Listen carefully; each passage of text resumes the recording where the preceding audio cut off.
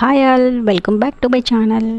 పిల్లలకు summer holidays అయిపోవస్తున్నాయి కదా అని చెప్పి నేను అమ్మ వాళ్ళ ఇంటికి వెళ్ళి వచ్చేసాను అన్నమాట. ఒక 8 days ఉన్నాను. అయినా సరే ఏంటో అస్సలు రాబుద్ది కాలేదు. ఎలాగో వచ్చేసాను అనుకుంటే ఈ లేజినెస్ ఒకటి నాకెందుకు అమ్మ వాళ్ళ దగ్గర నుండి వస్తే అసలు ఏ పని చేయబుద్ది కాదు. చాలా బద్ధకంగా అనిపిస్తుంది అన్నమాట. ఈరోజు మార్నింగ్ అయితే టిఫిన్ సెషన్ బయట నుండి తెచ్చేసుకున్నాము. ఇంకా ఆఫ్టర్నూన్కి దాల్ ఇంకా రైస్తో సరిపెట్టేద్దామని చెప్పి ఇలా ప్లాన్ చేసేస్తున్నాను. అమ్మ వాళ్ళ ఇంటికి వెళ్తే పొద్దున లేవడం, తినడం, పడుకోవడం తప్ప నాకు ఏ పని ఉండదన్నమాట. అసలు ఏ పని చేయను కూడా. ఇలా మీరు కూడా మీ అమ్మ వాళ్ళ ఇంటికి వెళ్తే ఏదో ఒకటి పని చేస్తూ ఉంటారా, నాకులానే రెస్ట్ తీసుకుంటుంటారా? కామెంట్ చేసేయండి.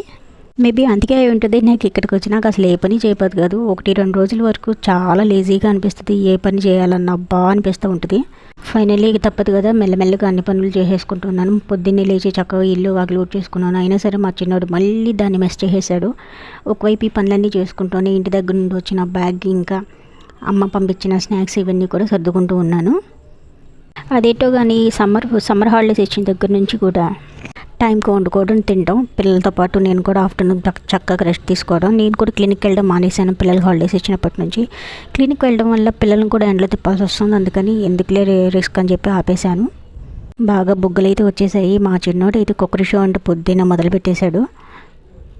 అమ్మ దగ్గర నుంచి బూరెలు అయితే తీసుకొచ్చుకున్నాను. దాంతోపాటు ఇంకా రేపటికి కావాల్సిన టిఫిన్స్ కోసం పప్పులు అవన్నీ నానబెట్టేసుకున్నాను.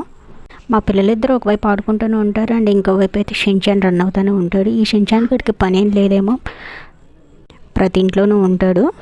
మీ ఇంట్లో కూడా ఇంతేనా? ఉంటే ఎలా అయితే కామెంట్ చేసేయండి. Bye bye.